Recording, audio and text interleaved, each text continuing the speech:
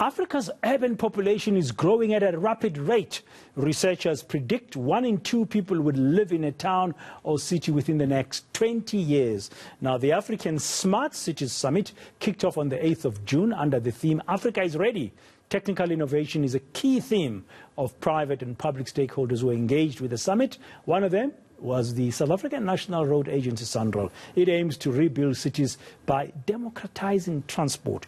What does this mean? Well, let's find out from SANRAL's engineering executive, Louw Kannemeyer. Mr. Kannemeyer, good afternoon. Thank you very much for your time on this Friday afternoon here on Today on eNCA. Democratizing transport, what does it mean? Yes, good afternoon, Dan. Thanks for the opportunity. I think it's really in terms of enabling people, for all of us to be able to benefit and participate in efficient transport and not having all these various hurdles that currently exist, specifically like, for example, here in Africa, where to a large extent, if you don't have your own private vehicle, you are severely impacted in terms of the quality of service that you may get from a public service offering. And it is really how technology going forward, and we've seen to a certain extent Uber, for example, can assist in unlocking these benefits to all users and removing these hurdles that currently exist. Okay. Well, the summit was taking place this week, the African Smart Cities Summit. One would imagine in today's world, technology will be at the forefront or at the core of some of those conversations. What is SANRAL bringing to the table in that regard? Yeah, I think, technology is definitely where we're moving. We have seen the impact, for example, email had on traditional postal services, what mobile phones had on landlines, and surely the next area where technology is going to have a major impact is in terms of transportation, in terms of infrastructure, how infrastructure by becoming intelligent, and what we mean with intelligent, the roads being able to talk to the cars and the cars being able to talk to one another, how that will substantially improve quality of life through the reduction of accidents, the reduction in congestion, the reduction in emissions, greenhouse emissions. So the technology in terms of the transport sector holds an immense potential going forward in terms of a substantial improvement. And just listening to one of your headlines now where 15 people got killed, more than 90% of all vehicle accidents is as a result of a human error. Imagine now technology being able to substantially reduce those human errors. How many lives can be saved?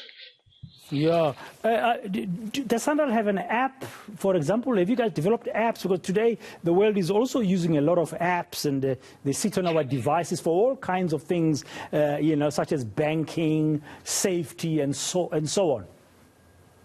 Yeah, SANRAL has various apps in terms of that. So there's obviously apps specifically moving forward in terms of account-based ticketing or having like a mobile purse, how you will be able to pay for transport irrespective of the mode, from a minibus taxi to a bus to a train, where we're looking at integrating all of that. So we've developed solutions in that regard that is currently being piloted.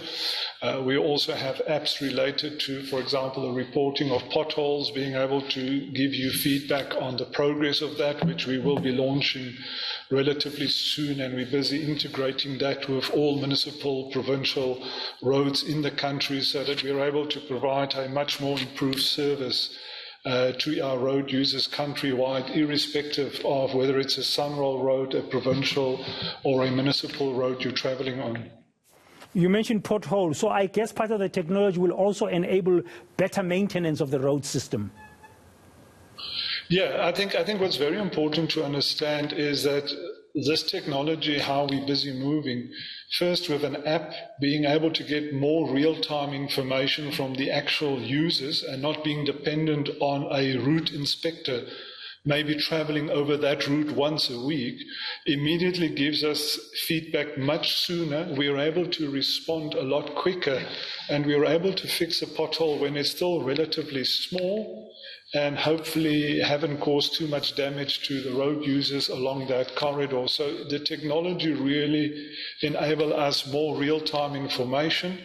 If you look at what's being built into modern vehicles these days, in future they will on their own be able to report without even the user having to report, and they will be able to warn one another in vehicles to say, watch out, there's a pothole ahead, so that you as a user are able to avoid it, or specifically with autonomous vehicles, they are able to drive around the pothole in future. So once again, tremendous possibilities.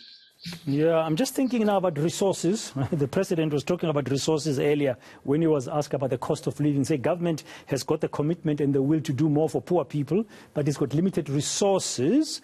Now, in terms of you going forward, what would you be needing as SANRAL? For example, fuel is going up.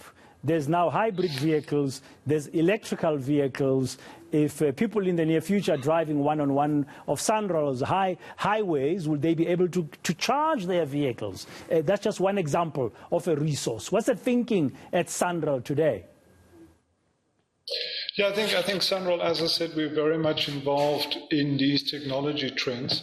So specifically autonomous vehicles, I mean, we're busy with the process to establish local certification program for these vehicles, where the technology is mostly developed currently in the Northern Hemisphere.